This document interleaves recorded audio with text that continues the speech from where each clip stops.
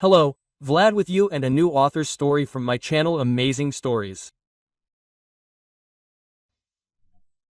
The house smelled of cloves, black coffee and vanilla pastries. 3 generations of the Kireyev family gathered around the wrought iron dining table. The owner of the mansion, Olga Antonovna, in a wheelchair, her adult sons, daughters-in-law and grandchildren. Everyone was in a slightly elevated and at the same time excited mood, as they expected that the elderly head of the family would finally dispose of the property so that everyone would get it fairly. And, of course, everyone believed that he was entitled to a little more than the rest. But when Olga Antonovna's nurse Valentina entered the dining room, the faces of the heirs lengthened in amazement.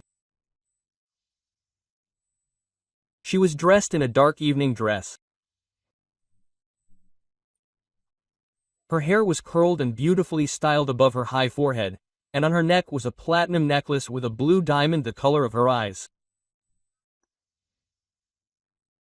The nurse smiled dazzlingly and sat down on the empty chair next to Olya. Nothing in this beautiful 40-year-old woman gave away the former prisoner, as she had come to this house only 6 months ago. Only the tattoo on her shoulder, in the form of a flying fairy girl with wings, gave away her turbulent past. "Mom, what's going on?" The eldest son Yura finally broke the silence. "Why did Valia sit at the same table with us? Isn't her place in the kitchen next to the cook?" Quote. Yes, the man supported her. A big-eyed blonde with curvaceous forms. What could we possibly have in common with this prisoner? Valia lowered her head, but Olga Antonovna put her arm around her shoulders and, turning to her daughter-in-law, said, "You're right, Vikasia. You and my nurse have very little in common." Quote, "You all have a long way to go to catch up with her." What? The daughters-in-law Vika, Ina and Anna cried out almost in unison. Quote, "Mom, why are you insulting us?" And the eldest granddaughter Lena, who recently turned 15, giggled. It seems that Granny decided to clean up the snake pit. Quote, "Lena, watch your language. Apologize right now," Victoria whined. But the girl only smiled even more wickedly and settled more comfortably in the window seat. Quote, "And you, Angelinochka, are right," said Olga Antonovna. "I really want to put things in order, but first I will have to tell you the story of our large family. You consider yourselves worthy heirs. So let's figure it out." And the hostess began her story. "I lived a long and very difficult life. I was the eldest child in a large family. Rana learned to do not only all the housework, but also to milk cows, make cottage cheese and sour cream from milk. And this, I tell you, is hard work. After all, everything had to be done by hand, and milking, and carrying heavy milk pails, and whipping cream. Once I was carrying milk home from the evening milking, but I tripped, fell and spilled everything I had milked on the ground. My father then yelled at me loudly, saying, 'You're going, counting crows,' and hit me hard on the cheek. After that, I swore to myself that I would grow up and leave this hateful village. I will work for myself, and I will never get married, and I will never have children." Silence fell in the dining room. Even the guests stopped living because of it. Anyway, I held out until I graduated from school and told my parents that I wanted to go to the city. Oh, what happened then? They called me all sorts of names, painted all sorts of terrible prospects. And they also reproached me for wanting to leave my family in a difficult situation. After all, my mother was pregnant again. Anyway, my father hid my things under lock and key and said that he would rather beat me than let me go to the city. I cried all night, and in the morning I fed the cow, strained the milk, and took it to the cellar. And then I look, my middle sisters, the twins, my father's favorites, are trying on new clothes. Such beautiful summer dresses with polka dots. I could only dream of such things. After all, I spent my whole life in the neighbors' rags, and they bought a new one. Although they didn't help with the housework at all, they were about the same age as me when I was first put under the cow. I looked at them, washed my hands, and went through the vegetable garden to the station. That's how I got to the city as a stowaway. Well, and there I stuck my nose into one place, and they wouldn't take me anywhere without documents. Of course, I was pushed around a lot until I found my first job. They hired me as a janitor at the police station. The salary was tiny, but they let me live in a dormitory. Then the boss called me in and told me to take a photo. He didn't make a real passport with a crust, and not the paper that was usually issued in the village. That's how I became a full-fledged citizen.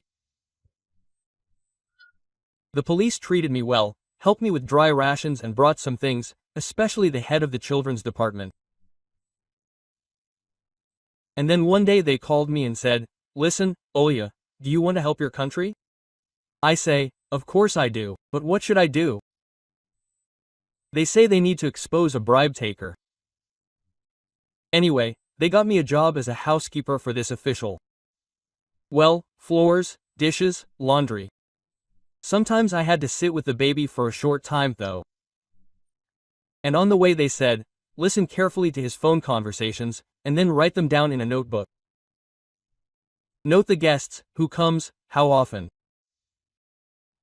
I worked like that for about 4 months. As I later found out, it was called undercover. And they caught my official there red-handed. And I felt so sorry for him then. After all, he personally did nothing bad to me. And his wife was not an evil woman, she pitied me, an orphan. Well, after this assignment, they wrote me a certificate for helping to solve a crime. They gave me a referral to the Ministry of Internal Affairs Technical School, to the Faculty of Jurisprudence, and I entered. When I graduated, I returned to the department already as a legal assistant, and then the criminologists began to invite me more and more often, saying, "You are small, inconspicuous, no one will accept you as a cop, help." And I began to transform into a maid, then a teenager, then a village dorochka. And there were such cases where I worked undercover, got dozens. And most importantly, I really turned out to be quite smart, so in the department they started calling me Pinkerton in a skirt.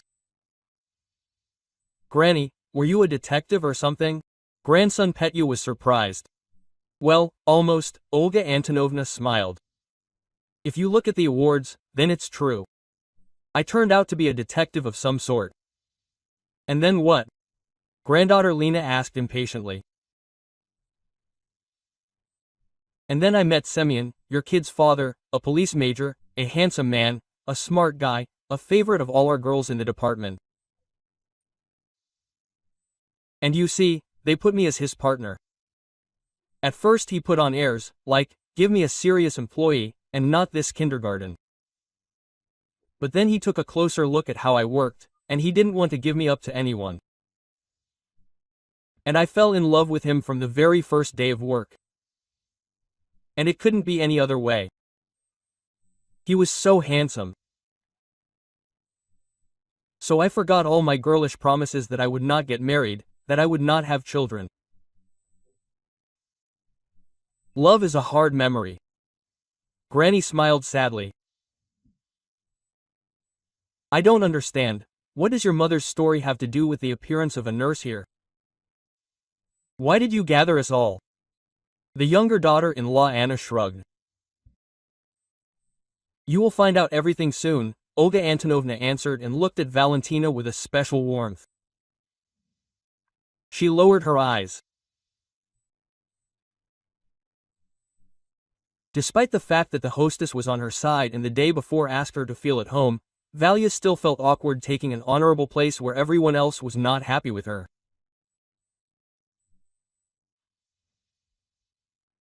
Valentina lived her entire childhood in the village. Her mother died during childbirth. Her father, as far as the girl could remember, drank and was rowdy. She had older brothers and sisters, but they were not the youngest at home. Once, her father got drunk and fell asleep in bed with a lit cigarette, and in the middle of the night a fire started. The children, in whatever clothes they had, ran out of the house, and her father was still dead. Valia was very scared then, she even started stuttering. But then she was taken to an orphanage, and she even sighed with relief. At least they fed her normal food and put her to bed in a clean bed, and not like at home, with mattresses shiny with dirt. Valia even began to study better and wanted to get a profession in order to earn good money. After the orphanage, her older brothers and sisters promised not to abandon her, but they themselves flew off in all directions. They didn't even remember. So after the boarding school, the girl ended up in a dormitory of a textile school, where almost all the graduates of the orphanage were sent to study. Her roommate turned out to be a feisty and rather troublesome girl named Kasiusha. She was the one who talked Valia into earning extra money after classes as a small-time painter. At first, Valia was afraid, and did not want to take the path of crime. But when she saw how much she could buy with this money, all doubts disappeared. In addition, the girl turned out to have a real criminal talent. She easily pulled wallets out of pockets, and no one even noticed. Valia got a taste for it, eventually dropped out of school and began to make money on her own. Moreover, she decided that it would be best to tour, well, that is, not to stay anywhere for a long time, so that it would be harder for a detective to track her down. Olga Antonovna's sons and daughters-in-law looked at Valentina with undisguised malice. Since their mother became seriously ill, they began counting the days until her imminent death in order to divide all the property. But then they had to count not days, but weeks, then months. Olga did not recover and did not intend to go to the next world either. She continued to manage the affairs of the private law firm, which she created together with her husband, who rose to the rank of colonel and died 2 years ago.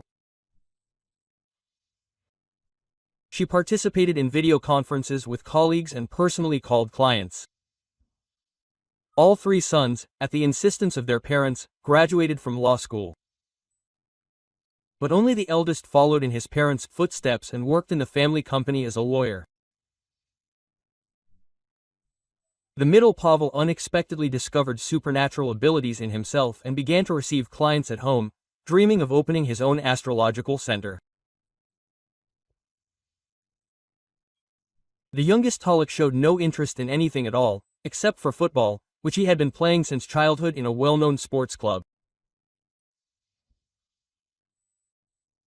Of course, Vika, Yuri's wife, believed that the firm should go into the hands of her lawyer husband. But the wives of the other 2 Kirayevs also laid claim to equal shares of the company's income. In their opinion, it would be family-related. Daughters-in-law often forced their husbands to visit their mother and hint at a division. But as soon as they got together, a scandal began almost immediately. Quote, "Why do you still dream of grabbing your piece of the pie?" Victoria whispered to her relatives. "And what do you have to do with it? At least lift a finger for the common cause. And what have you done for the company?" Her younger daughters-in-law pounced on her. "You're sitting on your husband's neck, and by the way, we work. And I'm not just sitting there. I have 3 children. Even more," Vika got worked up. "And you've given birth to one and are pretending to be diligent mothers. It's hard to be in my shoes." "Vic, calm down. Don't waste your nerves on stupid women with chicken brains," Yura muttered in her ear. "We'll get the company anyway." "Who else? How would you know? You can expect anything from your mother. She'll just go and sell it, and the money will be stupidly divided equally. And what then? You'll have neither the company nor the job. Olga Antonovna was terribly tired of these squabbles. She always tried to calm down those daughters-in-law and sons who fiercely stood up for their show. But with each subsequent visit of the greedy relatives, the ugly, tiresome scenes were repeated.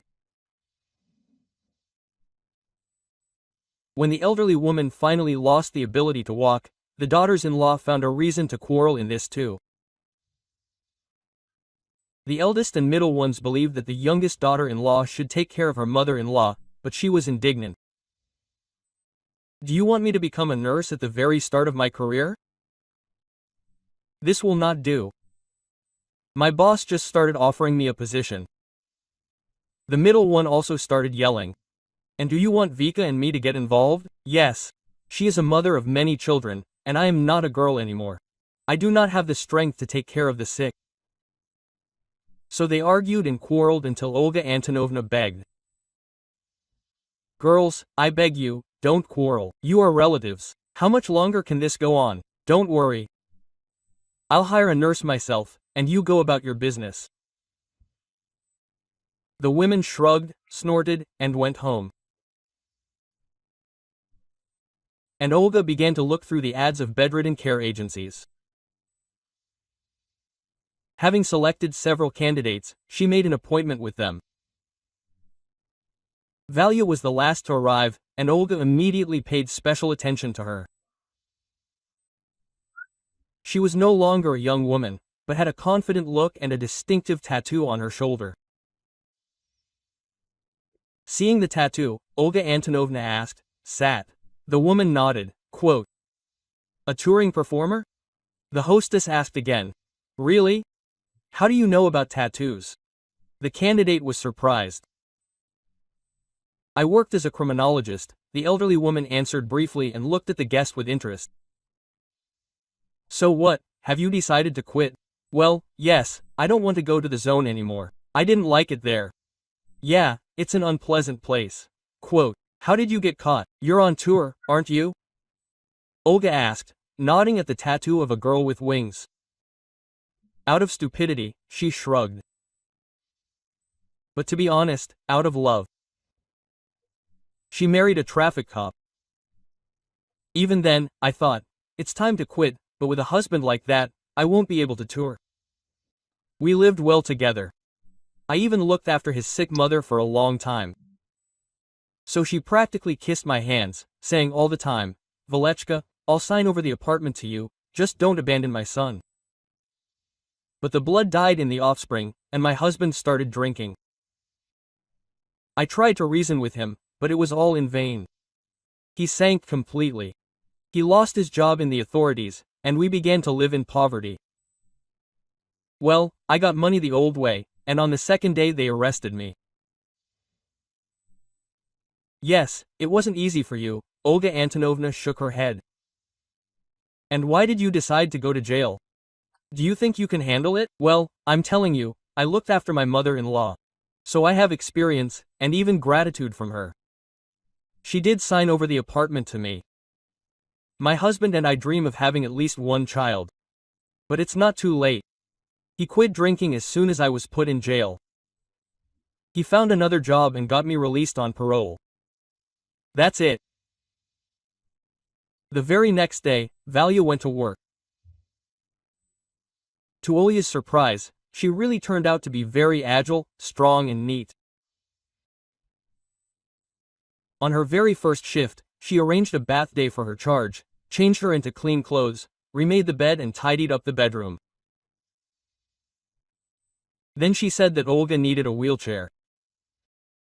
It's not good to lie in bed all the time. And with a wheelchair, you can take her for a walk, and you'll be able to move around the house. Quote. Well, Olga Antonovna said thoughtfully. And my children hadn't even thought of that. She fell ill, but never mind, let her lie close to the ground, as long as she goes to the next world as soon as possible. Quote. But I'm not an old woman yet, I want to live. You will live, Valentina smiled. And Olga noticed that she was missing a few teeth. Valchika, you came up with a great idea with the stroller, but I have a counter-proposal for you. Let's get you some teeth. Your smile is so beautiful. I'd like to fix it a little. Soon Olga Antonovna got a manual wheelchair, which she ordered from an online store. The children winced at the sight of the stroller. Mom, why such an expense? The sons were perplexed. Are you planning on driving around town and begging? You have everything, even a nurse. Why do you need a wheelchair? And the daughters-in-law began to whisper. It looks like our mom is planning to live for 100 years. Look, the restless one has even bought herself some transport. Olga Antonovna said nothing, she just looked at Valya with gratitude. She hadn't been in the fresh air for so long. And every morning the nurse took her out into the yard and rode her around, letting her enjoy the morning sounds and the aroma of the earth damp after the night.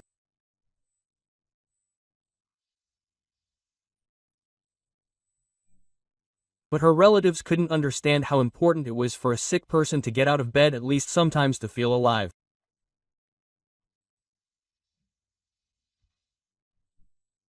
And when Valya was combing Olga, she looked closely at her tattoo and gasped almost inaudibly.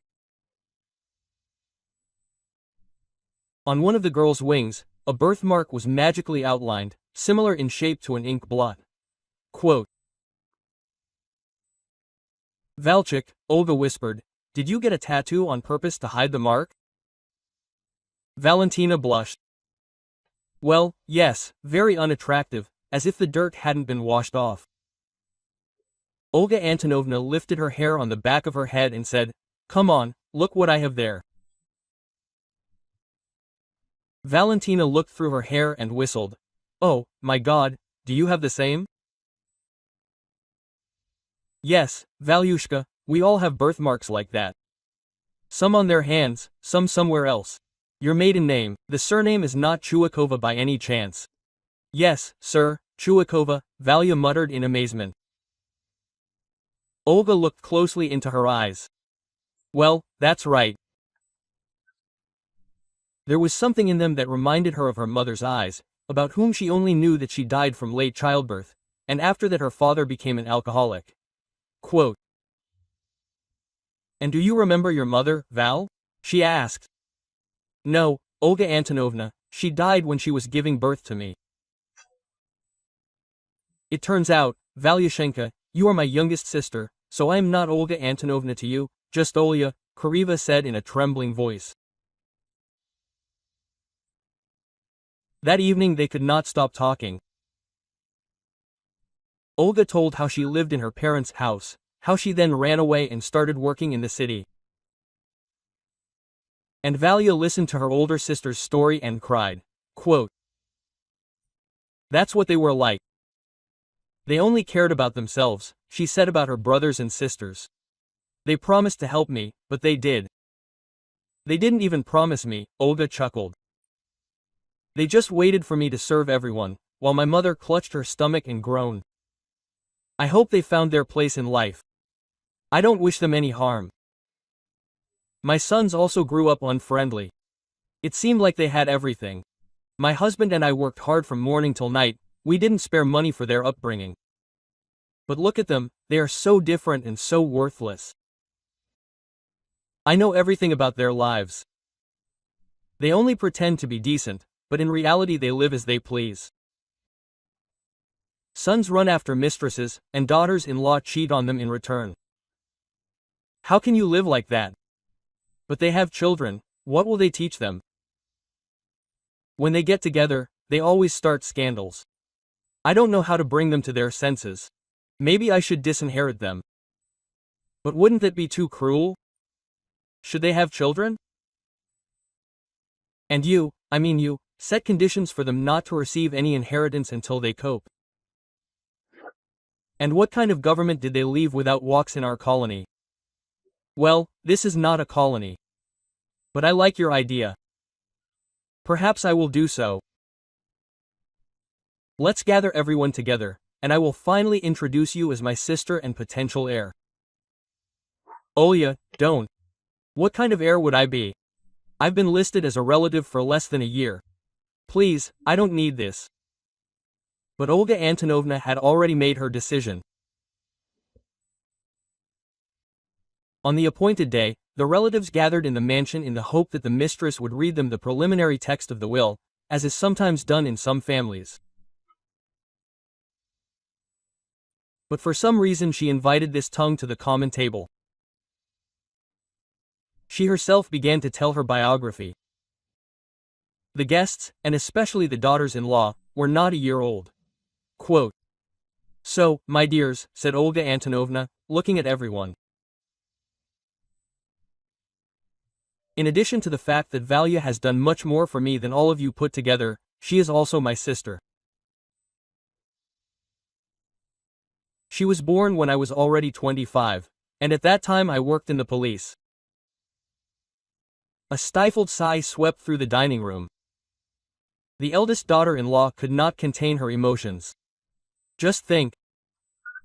Our highly respected mother, an employee of the Ministry of Internal Affairs, turns out to have family ties with criminal elements. "Yes, this is at least surprising," her husband muttered. "And what, are you going to include Aunt Valia in the will?" "And did I say anything about a will? I feel pretty well." And thanks to Valyusha's efforts, Olya gave her hand to her new sister, and Tagla helped her stand up. "I've gotten back on my feet, so I can easily run the family company for a few more years. And you, my dears, look for your own ways to make money. And you know, if I bequeath the company to anyone, it will only be to my grandchildren, provided that they get a specialized education and live in harmony." The eldest granddaughter suddenly burst out laughing. "Oh, Grandma, I can't. Look how you've lined them up. They've all turned red, like the underclassmen at a Episcopal council." Then she ran up to Olga Antonovna and hugged her tightly. "I'm glad you're walking again. Does that mean you'll be able to come to my graduation and to my competitions?" Petya added, also hugging his granny. The younger grandchildren didn't understand what was happening, but looking at the older ones, they also swarmed around their granny. Olga Antonovna burst into tears. "This little felt bald spot is what's called happiness. May you have such good grandchildren." "Oh, I would have to carry my first child first," she whispered, stroking her belly. "We thought that nothing would work out. Everything will work out, and you will be the best mother. I know it for sure."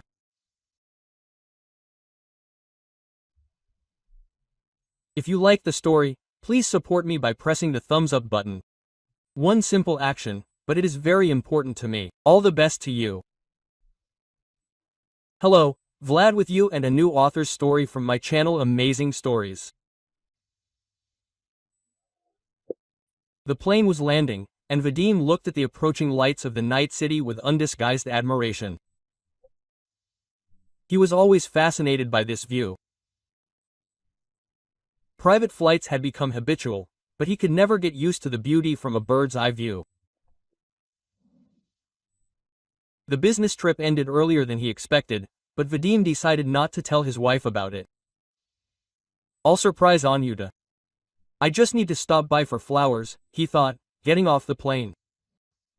He adored his wife. "Vadik, you'll spoil me so much," she laughed when her husband gave her another bouquet, jewelry or a trip for two to somewhere warm. "Have time to enjoy it," he winked. "And when you give birth to a girl, I'll spoil her." "Ugh, what business are you?" She was offended by Shania. "But couldn't it have been for both of us?" "Yes, you can. Don't pout," her husband hugged her. "The main thing is to give birth." But they didn't have children yet. Anya was recovering from an illness. Last winter she had a severe case of flu, which caused complications with her heart and kidneys. Her body had been fighting the inflammation for a long time, and doctors strongly recommended postponing attempts to get pregnant until she had fully recovered.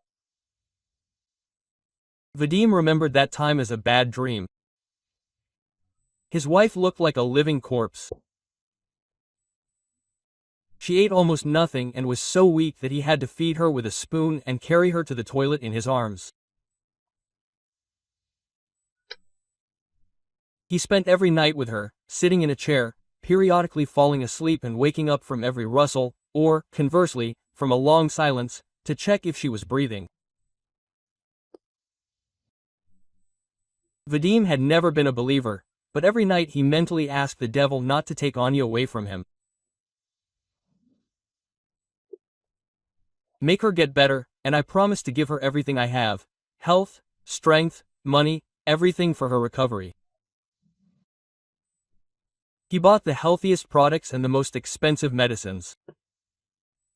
He washed and changed her himself, not trusting any nurses.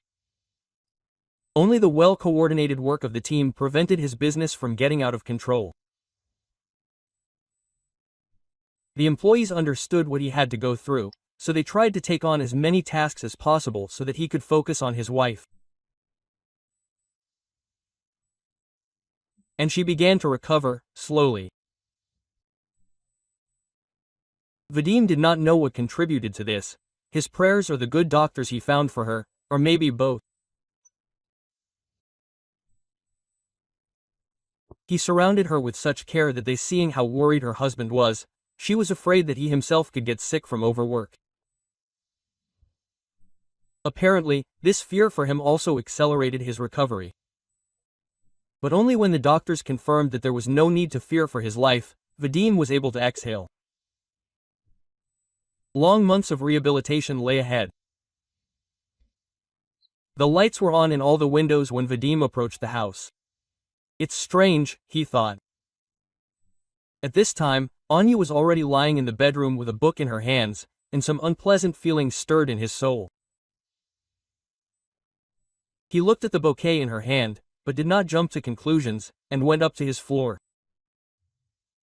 Opening the door and crossing the threshold, Vadim froze. A child's voice came from the living room. But where did the children come from? They didn't have any relatives with such children either. It seemed that this wife had prepared a surprise for him, and not the other way around. Anya, who is this? Staring with all her eyes at a girl of about 3 years old, sitting in an armchair and babbling something, turning the pages of a colored magazine, he asked his wife. This is Lisa, your daughter, Anya answered calmly. Although it was obvious that calmness was difficult for her. What daughter? Vadim did not understand anything. You couldn't give birth to a 3-year-old child in 3 days.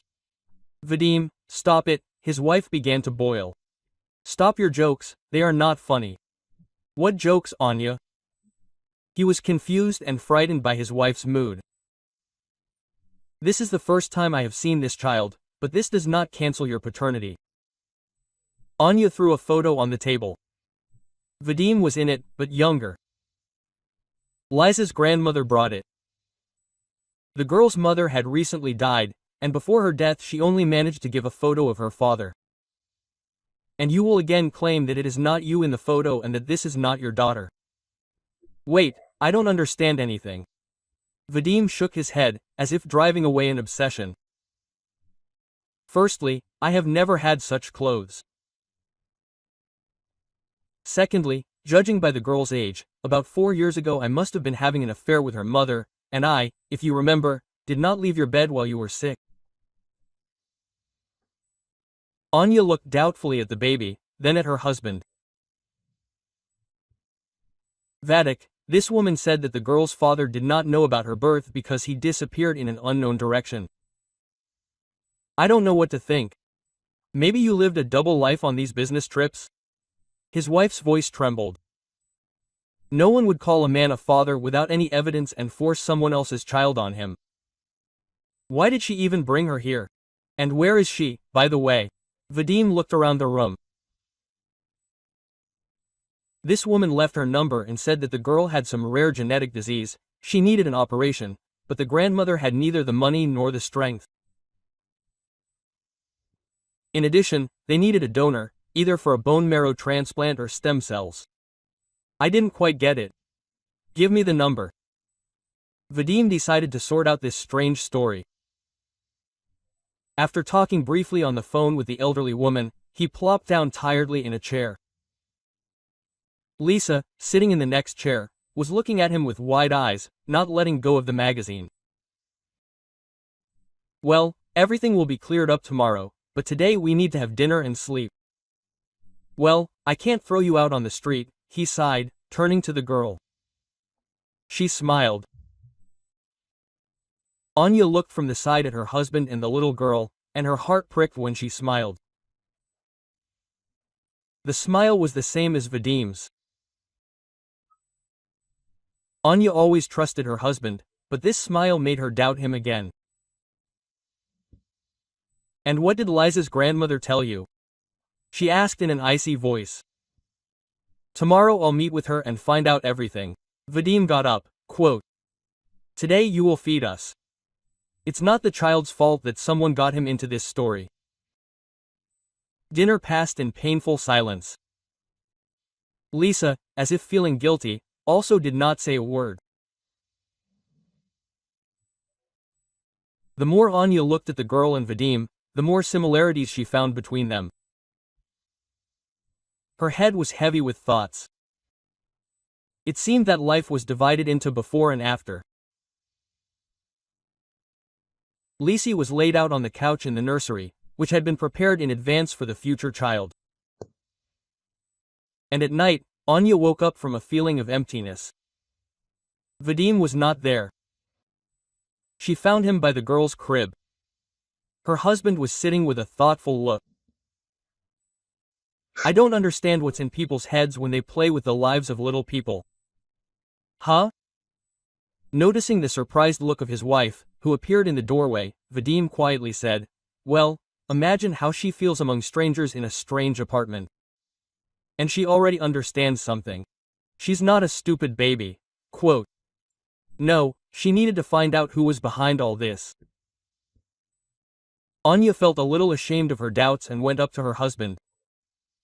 Let's go to bed. You'll find out everything tomorrow.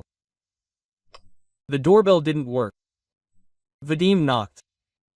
An elderly woman in a dressing gown opened the door.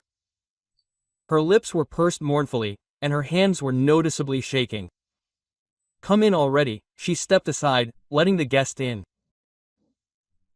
Vadim entered the room and looked around. Modest furnishings, old repairs, furniture from the last century. On the walls hung photographs of a young woman and a girl. He recognized the fox, but he saw the woman for the first time, which he told the hostess. Forgive me, I don't know your name. Galina Vasilyevna, quote. She answered in a trembling voice, leaning against the doorframe and examining the guest. So, Galina Vasilyevna, please explain why you staged this whole performance. I will never meet your daughter. Moreover, I will tell you this, I do not know her. How did you decide that Lisa is my daughter? My Tanya was always silly. The woman spoke as if she had not heard the question. She left home when she blurted out 18. She got a job as a maid. She said she made a good living. We didn't see each other for a long time after that. She called occasionally. So, we talked about nothing. How are you? What's new? What's new with me? I'm retired. Then she called happily, saying she met a guy, he wants to get married and has money. But he still has one project to complete, some important one, so he can have more money, and then he'll have a wedding. Well, I waited and waited for that wedding. But I only waited until she called me in tears. Mom, she said, what should I do? I'm pregnant. Well, hello, you're getting married, I say, go ahead and have a baby. And she gasped, the groom has disappeared. I never saw him again after he left to earn money. So what should I do? I had to give birth. I never visited her until the very end. She always came to me. She would bring Lizochka and whistle to work. But then she was gone for a long time, she didn't come home from work. I called myself, and there was a strange voice, he said, she was hit by a car. Her condition was serious.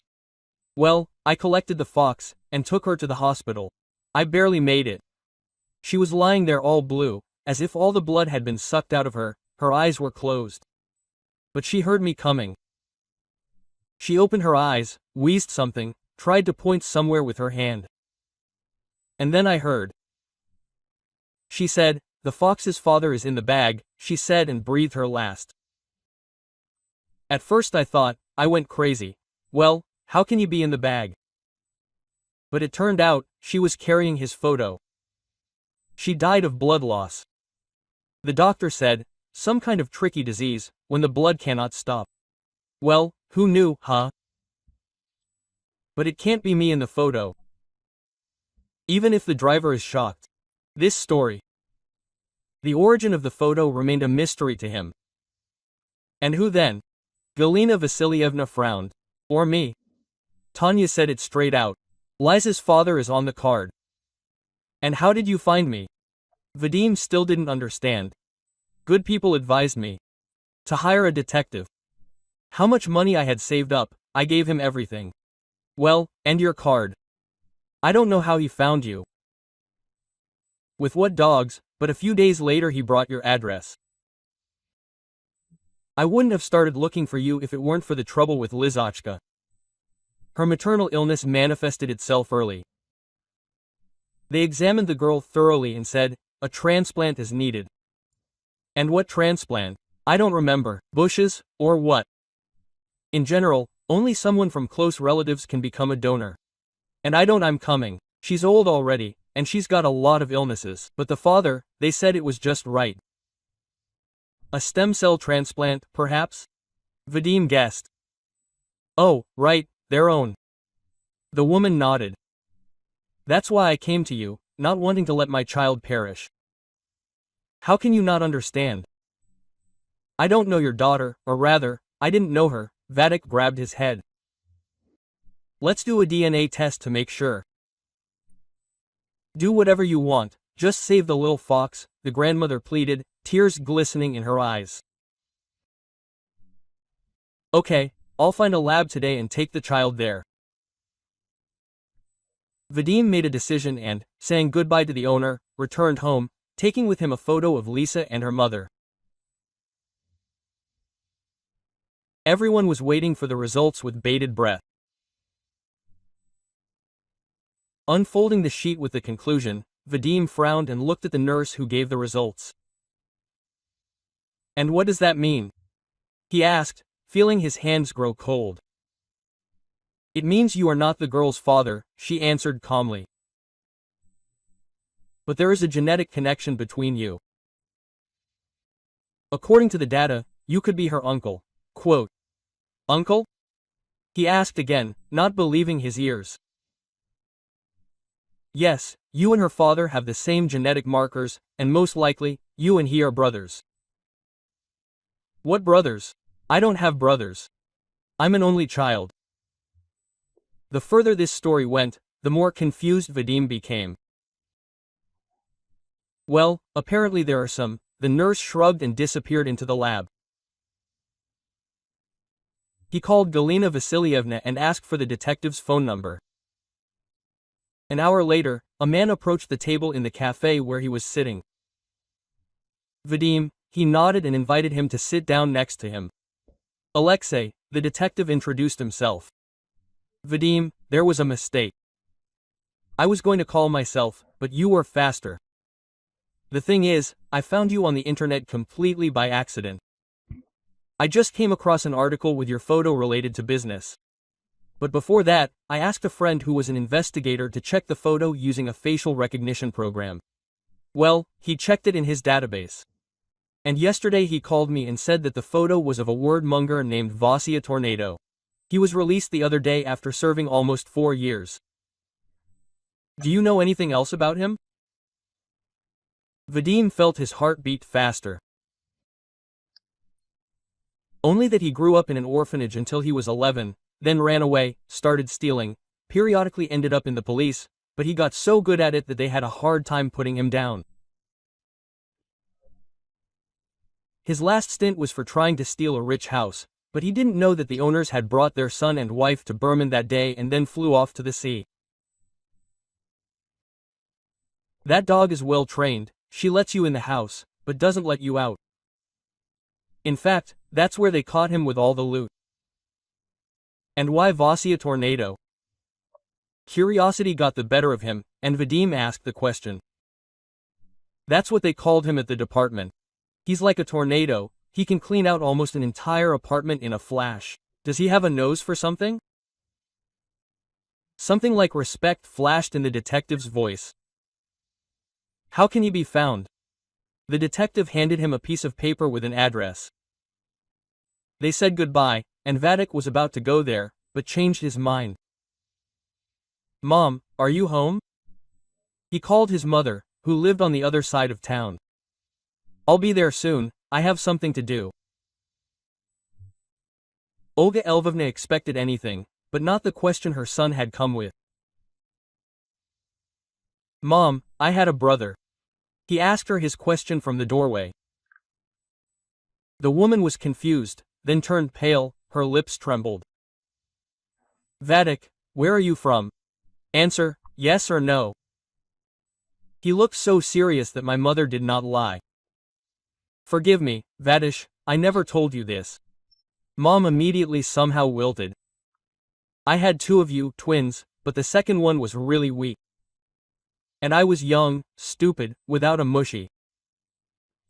Your father abandoned me when he found out that there would not be two. So how was I supposed to live? I ate the last horseradish without salt myself. So I decided to leave one. After all, our state is kind, he will grow up, he will educate himself. But I dreamed of him every night.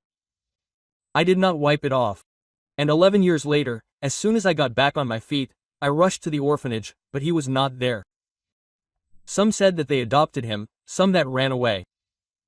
That's how it was. I have been living with this stone on my heart for 35 years now. Quote. It seems to me that I have found it, Vadim said thoughtfully, digesting what he had heard. Olga Lvovna gasped and sank down on a chair. Quote. But where is it? She exclaimed. Vasenka became a thief, Vadim grinned. He was only recently released. And it turned out that he also has a daughter. Liza, she is 3 years old. A good girl, smart. My granddaughter is coming out, she nudged her mother again. He nodded affirmatively. Quote. I'll go see him today.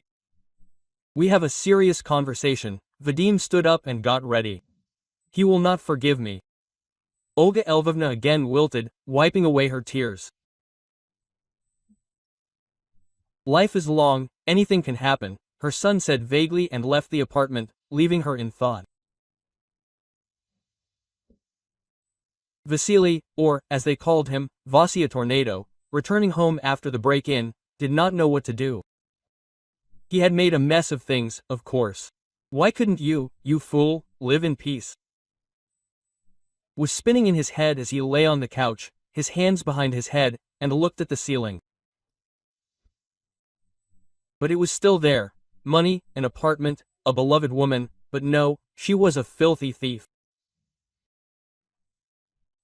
He replayed the last few years like a film reel.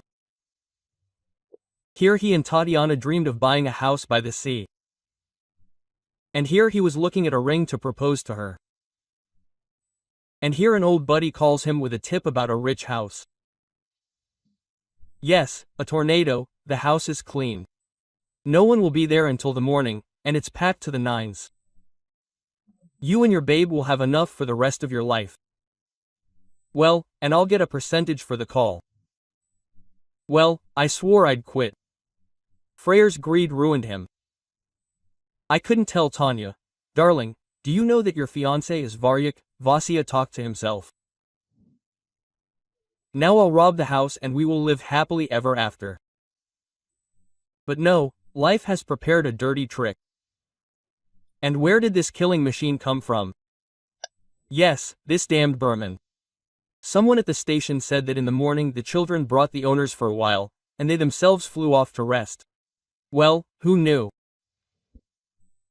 And Vasya even smiled, remembering how he almost himself when he was about to leave the house with bags full of goods and saw a powerful dog near the door. It lay peacefully at the threshold, as if it had appeared out of thin air. But as soon as Vasya took a step, a quiet, eerie roar was heard, and white sharp fangs were bared. The unlucky thief sat there until the owners returned and called the police. He did not call Tanya, he simply disappeared from her life. It was insanely bitter to realize this, but also unbearably shameful. His mental monologues were interrupted by a call to the apartment. No one knew his address. Except maybe the police. He reluctantly got up and opened the door. He had to rub his eyes, shake his head and even pinch himself discreetly to make sure he was sane. There he was, more confident and presentable, as if he had stepped off the cover of a successful People magazine. They looked at each other for a few seconds until the guest broke the silence. "Well, hello, Vasya, brother. Maybe you could let me in already?" "I thought I was hallucinating." Vasily backed away, shuddering at the word brother. What a surprise. He himself was shocked the guest extended his hand. Vadim. Vadim looked at the outstretched palm with distrust, but shook it anyway. "Let's get straight to the point and leave sentimentality for later." Vadik walked into the room and sat down on the sofa, clapping his hand next to him, inviting his brother to sit down. He, as if hypnotized, obeyed. Quote, "Your daughter is seriously ill," the guest began, watching with curiosity as Vasily's eyes grew wider and wider. "She needs a stem cell transplant, and of her relatives, her close relatives, she only has you." "Stop, stop, stop." Vasily finally came to his senses. "What cell? What daughters? What are you telling me here?" Vadik sighed, pulled a photo of Tanya and her daughter out of his pocket and handed it to Vasya. He greedily stared at their faces, and it was clear how all the emotions were reflected on him. He was about to question Tatiana's honesty, but Vadim got ahead of him, so as not to listen to all the nonsense his brother was going to dump on him. "This is your child, you can be sure of it. Tatiana found out she was pregnant when you disappeared." Vadik chuckled, implying his otsitka, and told his brother everything he knew.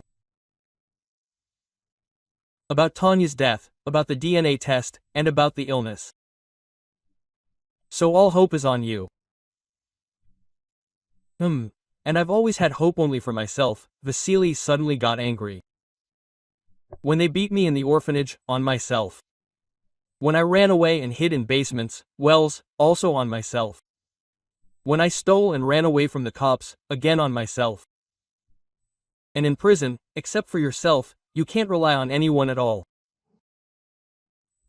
I understand that you probably have the right to be angry," Vadim sighed. "But I can't rewind the rod. Do you have a chance to give life to a little girl?" "I don't owe anyone anything," Vasya firmly stated. "Everyone survives as best they can." Vadim looked at his brother with pity. "Well, as you say. Well, be so kind as to close the door behind me, otherwise, God forbid, some thief might climb in." He went to the exit, discreetly leaving a piece of paper with his phone number and his mother's address on the nightstand.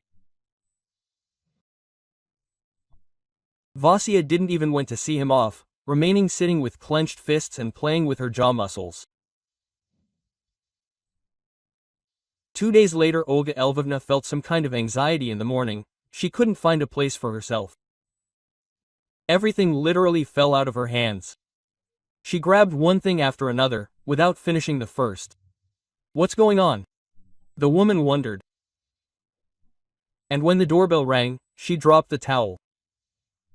Her hands began to tremble, and Olga Lvovna opened the door with difficulty. "Vadik, what's wrong with you?" She looked closely at the guest and gasped. Vasya. Well, hello, Mom. Vasya wanted to say this sarcastically, but it came out somehow pitifully. Vasenka.